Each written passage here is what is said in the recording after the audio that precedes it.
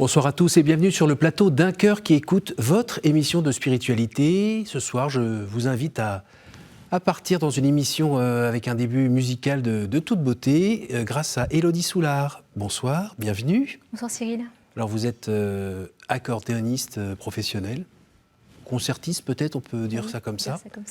Vous allez nous raconter comment c'est venu dans votre vie, cet amour de cet instrument. D'ailleurs, il est juste à côté de vous, il a l'air de rien, mais il pèse ses 18 kilos. Il est né en Russie et c'est un petit bijou. D'ailleurs, avant de parler de votre amour de la musique et puis surtout du fait que vous soyez aussi vierge consacrée, on va écouter un air de cet instrument que vous nous avez joué il y a quelques minutes.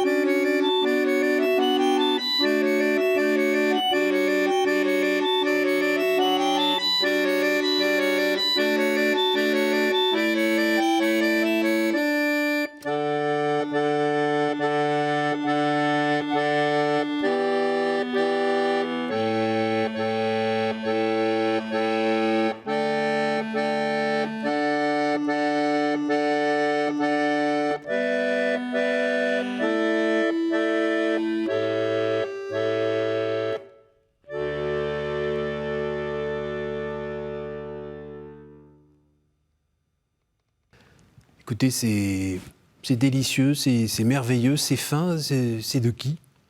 Alors en fait, c'est un concerto de Vivaldi, le deuxième mouvement d'un concerto pour violon qui a été transcrit par Bach pour clavier. Voilà, Bach a beaucoup recopié la musique de ses contemporains et il en a fait des propres transcriptions. Donc c'était un mouvement de ce concerto de Vivaldi. C'est très fin, très gracieux. Pourquoi vous avez choisi particulièrement cet air-là ? C'est une pièce que j'aime énormément. Voilà, qui pousse beaucoup à l'intériorité, et puis voilà, il y a toute cette lumière de Vivaldi qui se ressent beaucoup dans cette musique, et je trouve que l'accordéon il sonne particulièrement bien. Pour vous, la musique, c'est propice justement à développer son intériorité, ou en tout cas à vivre des temps d'intériorité ? Oui, on peut dire ça comme ça. Disons que je peux dire que j'ai découvert mon intériorité par la musique, en fait. C'est la musique qui m'a permis de découvrir ce monde intérieur. Et voilà, je crois que c'est comme ça que le Seigneur m'a mis sur sa piste, en passant par la musique, par le beau, jusqu'à remonter à la source du beau. Quel âge aviez-vous ? Alors en fait, j'ai eu un coup de cœur pour l'accordéon quand j'avais 3 ans. Oh là! Oui, mais je crois que c'était surtout l'objet qui m'a fascinée. Je pense que pour une petite fille de 3 ans, c'est ce gros instrument avec tous ces boutons et cet instrument qui respire. Je pense que c'est ça qui m'a fascinée. Et vous l'aviez découvert dans quel cadre? Alors mes parents m'ont raconté qu'ils m'avaient amené à une fête de la musique. Et donc j'avais vu des accordéonistes et quand on est rentré à la maison dans la voiture, j'ai dit à mes parents, plus tard je serai musicienne et je jouerai de l'accordéon. Oh là, à 3 ans? À 3 ans. Et donc, la passion. Oui, c'est un coup de foudre. Et donc je ne me souviens pas de ce premier coup de foudre. Par contre, je me souviens d'avoir toujours voulu faire ça. Et je me souviens par contre très précisément le jour où j'ai reçu un accordéon sur les genoux pour la première fois, j'avais 5 ans. Et je me souviens quand on me l'a posé sur les genoux, j'ai eu l'intuition tout de suite que cet instrument n'allait pas me quitter et que j'allais en faire toute ma vie. Ah, extra. Et personne n'en jouait dans la famille? Pas du tout. D'accord. C'est pas des cours d'accordéon, ça se trouve pas très facilement. Ça dépend où on habite, non? Alors effectivement, donc à l'époque on habitait en Auvergne et mes parents n'étant pas du tout ni musiciens ni mélomanes, ils m'ont mis dans le premier club d'accordéon qu'il y avait dans notre petite ville en banlieue de Clermont-Ferrand. Et il se trouve que là il y avait un très bon professeur qui avait une formation classique et qui a vu que j'avais une bonne oreille. Donc tout de suite il m'a orientée vers la musique classique. D'accord. Et après, c'est quoi le parcours? Et ensuite, alors je suis rentrée au conservatoire de Clermont-Ferrand à l'âge de 10 ans. Et j'ai bénéficié des classes à horaires aménagés. Donc, en fait, dans ma classe au collège, j'avais que des amis musiciens de tous les instruments. Et là, je dois dire que c'était un nouveau coup de foudre pour la musique classique, pour l'orchestre, pour la richesse de tous ces instruments. Et voilà, c'est vrai que ces 4 années d'adolescence, ça a été vraiment une immersion totale dans cette musique que je raffolais. Et c'était finalement devenu mon refuge. Et en fait, je crois que vraiment à travers ça, j'ai vraiment découvert ce monde intérieur que la musique me faisait découvrir et faisait vibrer en moi de manière infiniment plus profonde que les émotions que je vivais à l'extérieur. Vous êtes né dans une famille catholique? Alors, une catholique de tradition, mais pas de pratique religieuse. Et donc, j'avais fait un petit peu de catéchisme enfant, mais bon, j'avoue que ça ne m'avait pas beaucoup parlé, vu qu'il n'y avait pas de mise en pratique à la maison. Mais ceci dit, par la musique, voilà, j'ai vécu vraiment cette expérience d'une vie intérieure beaucoup plus vaste que la vie extérieure que je vivais dans le monde. Est-ce que vous pourriez nous dire avec des mots ce que ça veut dire, cette expérience d'une vie intérieure grâce à la musique? Oui, tout simplement, je pense que même tout à chacun a pu expérimenter que dès qu'on met de la musique joyeuse, on peut ressentir une joie encore plus intense que les joies qu'on peut ressentir dans notre vie. Et dans l'autre sens aussi. Et dans l'autre sens aussi, quand on est triste, si on écoute de la musique mélancolique, par exemple, on peut faire une expérience de consolation. Et ça, je l'avais très fortement expérimenté. Et du coup, la musique était devenue mon tout, en fait. C'était mon refuge. Et quand je disais que je voulais être musicienne et jouer de l'accordéon tous les jours de ma vie, tout au long de la journée, je pense qu'il fallait entendre derrière que je voulais demeurer dans ce monde intérieur. Est-ce qu'il y avait parfois la tentation, quand vous étiez triste, d'écouter d'autres musiques un petit peu mélancoliques qui permettaient de vivre un peu plus dans cette tristesse et peut-être au risque de s'y perdre parfois un peu? Ou c'était plutôt la tentation peut-être d'écouter ce genre de musique pour évacuer un petit peu et ensuite se diriger vers la musique plus lumineuse, plus joyeuse pour faire entrer un peu la lumière là-dedans? Oui, non, pas tellement. Je crois que j'ai fait vraiment l'expérience de la consolation, c'est-à-dire que la musique qui vient épouser notre tristesse et la porter, mais sans qu'on ait forcément besoin d'écouter quelque chose de joyeux derrière. Et alors, c'était toujours de la musique classique ou Toujours de la musique classique. On était 3 amis inséparables au collège et on passait toutes nos récréations à partager des partitions. Dès qu'on avait un peu d'argent de poche, on achetait des conducteurs, des partitions pour orchestre, puis on les chantait, on se les échangeait et c'était toute notre joie. C'est beau. Les parents ont compris tout de suite votre passion? Ils l'ont vu, compris, je pense pas, mais ils ont été témoins effectivement que j'étais habitée par cet art. Alors, on comprend, il y a un terrain qui s'ouvre, la vie intérieure. Après, la musique était bien présente, mais il y a une rencontre à un moment avec le Seigneur, tout simplement? Oui. Alors, je crois que c'était un petit peu au sommet de cette expérience-là. J'avais 13 ans et j'ai fait une rencontre avec le Seigneur absolument fulgurante qui m'a bouleversée. Et en fait, c'était au cours d'un concert. En fait, un musicien et un accordéoniste est venu jouer à la fin d'un stage, donc c'était un petit peu anodin. Moi, j'étais... Voilà, à la fin d'un stage, on se réunit tous et en fait, cette personne a commencé à jouer et donc certes, il a excessivement bien joué, mes oreilles extérieures étaient Il était vraiment charmé par ce qu'il a joué. Mais à l'intérieur, j'entendais une toute autre musique infiniment plus belle. Donc, qui était reliée avec ce que j'entendais extérieurement, mais comme si la musique était diffractée de manière infiniment plus belle. Et tout ça baigné dans un amour extrême, dans une joie, une paix tellement intense que je suppliais à ce que ça s'arrête, tellement que c'était insupportable. Ah oui? Oui. Et j'ai entendu une voix qui disait « Dieu est vivant, Dieu est vivant ». Et voilà, depuis ce jour-là, j'ai plus jamais douté de la présence du Seigneur. Vous vous souvenez de cette voix? Oui, je me souviens de cette voix, oui. Elle était comment? C'était une voix intérieure, oui. Vous voyez, qui parle plus profondément que la voix qu'on entend extérieurement. Donc c'est une voix, vous voyez, comme un sceau qui se pose sur le cœur et qui reste pour toujours, comme une parole qui est donnée par le Seigneur et qui reste de manière indélébile sur l'âme. Pas de peur? Du tout. Vous n'êtes pas dit, tiens, je commence à avoir 2 fils qui se touchent, faut que je me couche, je suis fatiguée? Pas du tout. Par contre, à la fin du concert, en regardant à droite, à gauche, je me suis rendu compte que j'étais la seule dans cet état, parce que je pleurais, je ne pouvais pas m'empêcher de verser toutes les larmes de mon corps. Des larmes de joie? Des larmes de joie. Et j'ai compris, en fait, autour de moi, que c'était une expérience que moi seule avais vécue, que c'était quelque chose pour moi. Et vous n'aviez jamais entendu parler de ça, de ce genre d'expérience? Du tout.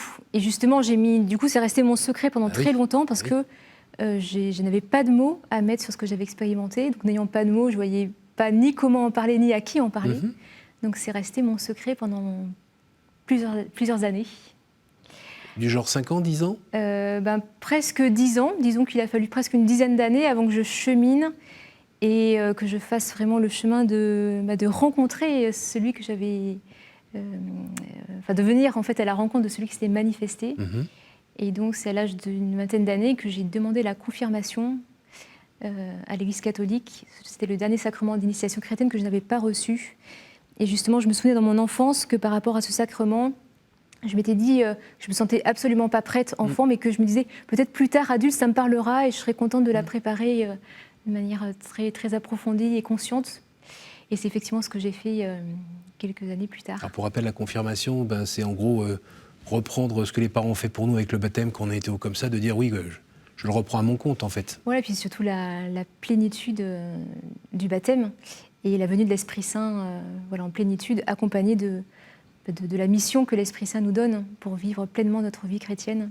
Quand vous regardez, là, un petit coup d'œil dans le rétroviseur, ces 10 années, enfin presque 10 années, on va dire, entre 13 ans et la vingtaine, il s'est passé quoi sur le plan spirituel? Oui, alors, en fait, comme souvent, quand le Seigneur apporte sa grande lumière, derrière, il y a souvent des moments de difficulté et d'obscurité, ce qui était vraiment mon cas, parce que quelques mois après, on a déménagé à Paris pour mes études musicales. Et là, je me suis plongée finalement dans un monde musical où il y avait beaucoup de compétition.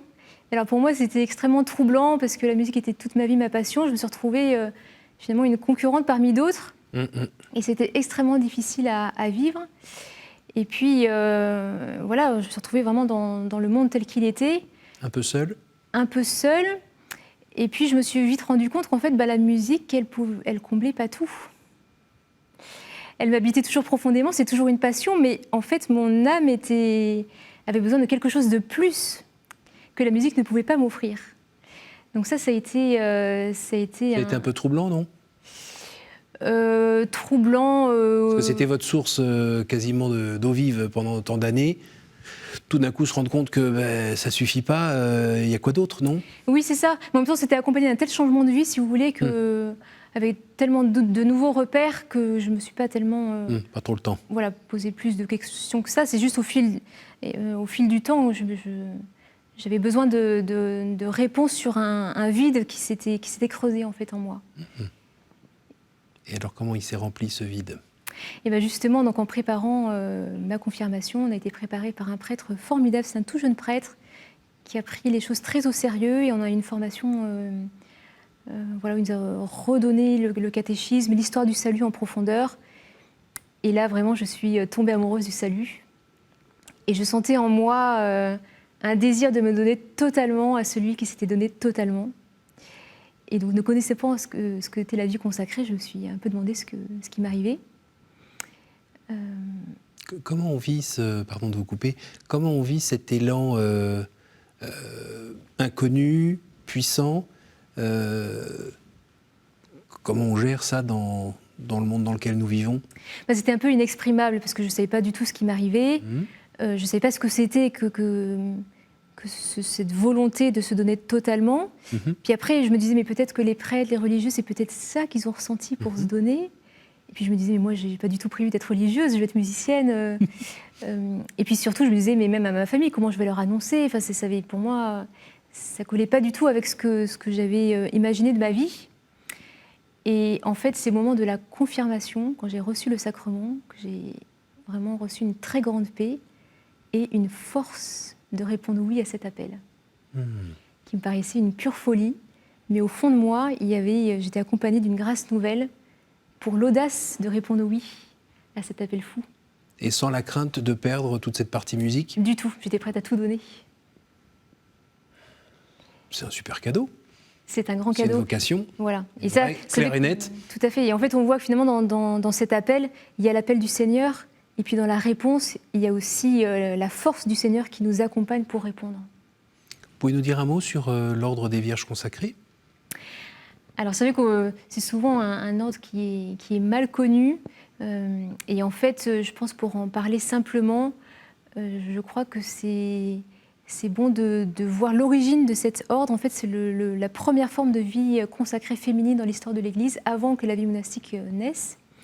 En fait, les femmes qui voulaient se donner au Seigneur recevaient le voile de leur évêque et rentraient dans leur famille et s'adonnaient au service des pauvres et de la prière. Parce qu'il n'y avait donc pas de possibilité ni de vivre seule, de manière érémitique, ni en communauté religieuse. Et en fait, au fur et à mesure que la vie monastique s'est développée, l'ordre s'est fait un petit peu oublier. Et le rituel a été remis en vigueur sous Vatican II il y a une 60aine d'années. L'Église ayant discerné que le Seigneur pouvait appeler pour des vies consacrées dans le monde. Et quoi, vous êtes 600 ou 900 en France, quelque chose comme ça? Voilà, 600 à peu près. Donc je crois que pour bien le comprendre, c'est important de voir vraiment l'origine de cette consécration, de cette présence de vie consacrée au cœur du monde, un petit peu cachée. Et alors, au cœur du monde, mais pas forcément à aider, comme au départ, les personnes qui sont autour de soi, mais ça peut être à travers son métier, à travers sa vocation musicale, par exemple? Parce que comment vous mariez les deux? Tout à fait. Alors, comment marier les deux? C'est le Seigneur qui fait l'unité dans tout ça. En fait, l'idée, c'est vraiment de vivre ces épousailles avec le Christ là où on est. Donc, suivant notre charisme, notre métier, effectivement, nous gardons notre métier.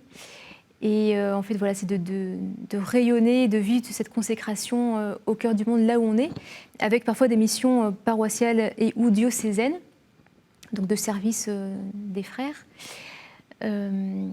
Donc en fait, ça dépend vraiment du charisme de chacun. Alors vous, par exemple, ça vous engage à quoi?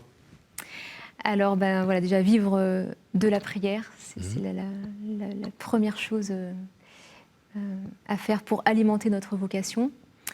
Et puis, donc effectivement, par mon métier, par la manière dont je joue, par les personnes que je rencontre, il y a toujours possibilité de témoigner. Et puis, j'ai aussi quelques missions paroissiales de catéchuménat, d'accompagnement des néophytes. Et puis, et vous trouvez le temps de faire ça? Parce qu'en général, quand on est concertiste, on bouge un petit peu. Voilà, les journées sont bien remplies. Ça vous fait beaucoup voyager? Oui, beaucoup de voyages, oui. En France, dans le monde? En France et un peu à l'étranger.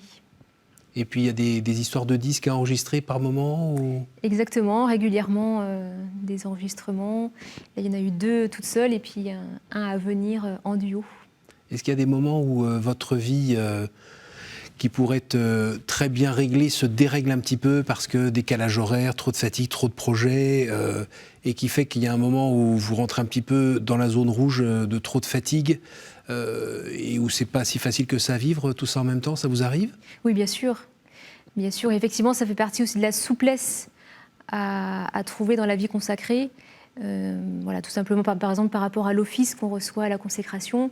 Quand je suis à la maison, je le chante, voilà, je prends le temps de bien le dire. Et puis quand je suis en voyage, voilà, je le dis dans le train ou à l'hôtel. Donc il faut effectivement avoir la souplesse, pareil pour les temps d'horizon, qui soit fécond et qui ne nous empêche pas de faire notre devoir d'État. Cette rencontre qui vous a été offerte quand vous aviez 13 ans, ensuite cette confirmation qui a on va dire, tout bien remis à sa place, concrétisé, avec cet Esprit Saint plus présent dans votre vie. Aujourd'hui, c'est un feu qu'il faut entretenir, qui est toujours là. Tout ce qui est de l'ordre du doute, ou de la sédie, ou de la fatigue de soi, tout ça, ça n'existe pas pour vous ? Si, bien sûr, on est confronté au quotidien comme tout le monde, avec voilà, nos maux et penchants, notre péché qui est toujours là. Mais la grâce de Dieu agissante, voilà, malgré tout. Et effectivement, cette expérience de mes 13 ans, ça reste au fond de moi comme une lumière. Je crois que c'était vraiment ma boussole au tout début pour mon cheminement.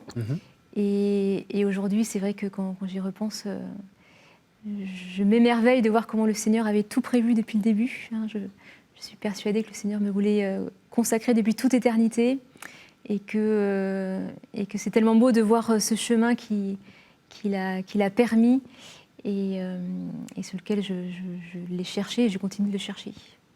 L'esprit de compétition dont vous parlez, on peut parler d'esprit de compétition pendant les études, mais après, il y a aussi le fait d'être toujours plus performant, plus pointu, maîtriser toujours mieux son art. Comment vous arrivez à négocier ça avec des moments où peut-être on peut se dire qu'on n'est pas si mauvaise que ça, voire qu'on est quand même très bonne, voire qu'on est peut-être la meilleure. Comment vous vivez justement cet équilibre, comment vous le trouvez entre la vérité et puis cette petite voix qui parfois nous flatte un peu trop? Oui, alors je crois que là, la consécration m'a complètement libérée de ça. C'est-à-dire qu'en fait, ce métier, je l'ai reçu à nouveau au moment de la consécration. Je l'ai offert et le Seigneur me l'a rendu de manière nouvelle, de manière complètement libre. Et voilà, voilà, libre de jouer comme je l'entends, de choisir les projets, les personnes avec qui je travaille qui sont extraordinaires. Vraiment, l'immense chance de jouer avec des musiciens vraiment qui m'éblouissent, qui me portent et qui m'enseignent beaucoup. Et puis aussi ouverture à si un jour le Seigneur m'amène sur d'autres projets, d'autres manières de vivre ma consécration, d'être libre aussi de lâcher le métier. Est-ce que j'exagère si je dis que ce bel outil, c'est pas une boîte à puces, hein, on est d'accord, que ce bel outil est un moyen d'évangéliser par le beau ? Oui, j'espère. En tout cas, moi, c'est comme ça que j'ai été évangélisée. Oui. Ce qui est assez beau, c'est qu'effectivement, j'ai rencontré le Seigneur à travers un concert, même pas de musique sacrée, vous voyez, c'était de la musique tout à fait profane.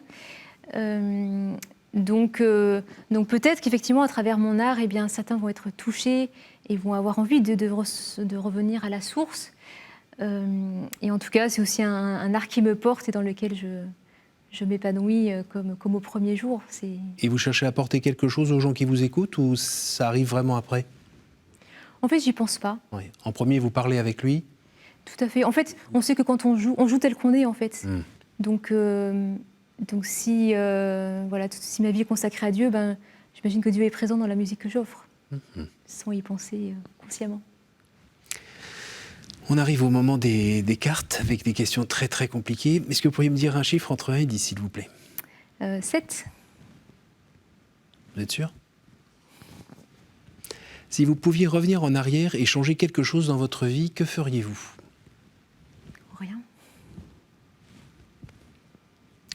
Une autre ? 3. Quelle image vous faites-vous du paradis ? Je l'ai un peu vécu à 13 ans. Et je sais que... Je crois que c'est la petite Thérèse qui le dit dans ses écrits, qu'il faudra que notre cœur soit transformé pour supporter cet amour fou de Dieu. Et ça, je l'ai expérimenté. Quand je suppliais à ce que ça s'arrête, parce que c'était insupportable pour mon pauvre petit cœur. Donc l'image, c'est de voir mon époux face à face. Une dernière ? Quelle est votre prière préférée ? L'oraison. Vous pouvez nous en dire un mot ? Oui. C'est ce temps de cœur à cœur avec le Seigneur. Et ça, c'est vrai que c'était un point dans le discernement de la vie consacrée où je disais au Seigneur, voilà, tu m'appelles où tu veux, mais pour moi, c'est important d'avoir ces 2 grands temps d'oraison, 1 heure le matin, 1 heure le soir. Ça, c'est absolument fondamental. Et c'est ce temps de cœur à cœur avec l'époux, sans parole. Parce que les mots ne suffisent pas pour dire tout l'amour de l'époux pour l'épouse et l'épouse pour l'époux. Et voilà, ce sont pour moi mes trésors de la journée. Après la messe, bien sûr, mais voilà, ce sont les moments les plus privilégiés de ma journée dans lesquels je grandis et je me donne pour l'époux et pour le monde et pour l'Église. Merci beaucoup, Élodie Soulard. Merci beaucoup de nous avoir accordé de votre temps, de nous avoir joué un petit peu de votre instrument, de votre bel instrument. Merci, bonne poursuite. Merci à vous tous pour votre fidélité. N'hésitez pas à retrouver cette émission sur notre site www.ktotv.com. Et j'en profite pour saluer les personnes qui nous écoutent en podcast. À la semaine prochaine.